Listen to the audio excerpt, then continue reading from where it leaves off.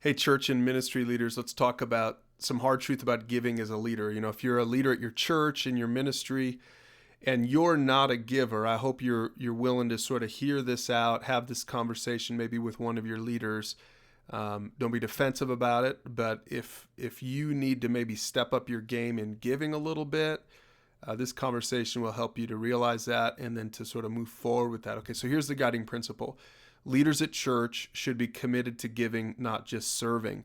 A lot of people today say, listen, I serve here, there, the other. That's kind of my way to give back to God. But the truth is, if you're a leader, you shouldn't just be a servant. It's great that you're serving.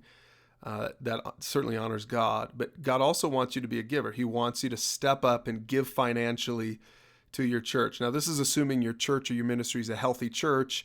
They're not just, terrible with the way they deal with their budget. And, we're assuming that you're a part of a church that's healthy, that's godly. You're not just buying, private planes for your pastor. But, as long as you're building a discipleship culture at your church, you should not just serve and build into that culture, you should also step up and be a giver. Bible verse for this is 2 Corinthians 8:7. Since you excel in so many ways, in your faith, your gifted speakers, your knowledge, your enthusiasm, your love from us, Paul writes to the church in Corinth, I want you to excel also in this gracious act of giving. So you can read the rest of that chapter, but apparently in Corinth, the church leaders, some of the people in the church said, hey, we want to be good at all this other stuff.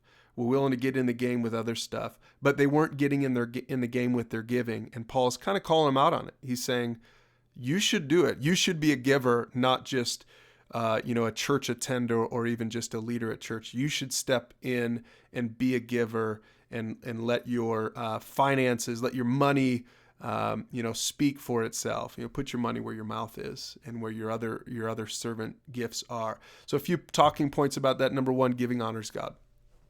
If you've taken foundations, truth number two is, as Christians, if we've already trusted Jesus as Christians, now we should honor God with our lives. Bottom line is, giving honors God. If you're not giving, then you're not honoring God in that area of your life. So you should step it up and start giving. And then, so that means that your giving should be regular. It should not just be sort of hit or miss when there's a special need in the church. You're going to be a giver. You're going to give to this person who's got a financial crisis in their life. No, you should regularly give. For me, that means I give monthly. My wife and I, we give monthly. It's a regular thing that we do. It's not hit or miss. It should be a regular habit. The other thing is, giving should be proportionate. What that means is it should be in proportion to your income.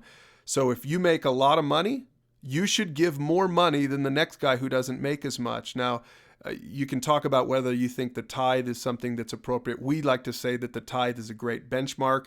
If you're giving 10%, that's awesome, but you should still keep growing, and you should try to give 12% next year.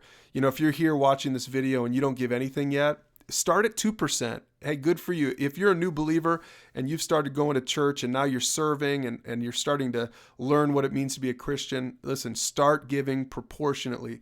2% of your income, and then maybe in a few months you can give 4%, and then maybe next year you can start giving 8%. Pretty soon you're giving a full tithe, and then you can even grow and excel and give beyond a tithe. That should be your goal. And then the last thing you need to know is that your giving should be sacrificial. You shouldn't just say, well, I'm going to give as long as I've got a little extra money in the budget. No, you should be willing to sacrifice. Go back and read 2 Corinthians 8. You'll see that that's what Paul's saying. He's saying Jesus sacrificed. He didn't just give when it was convenient. He sacrificed, he stepped up, and he gave. So leaders at church should be committed to giving, not just to serving. If you're a leader, I hope you'll take this. You'll sit down, have a conversation with your mentor or a leader at church. Don't feel bad about it if you haven't been a giver. Just step up. Start growing in this gracious act of giving, like Paul says in 2 Corinthians 8:7.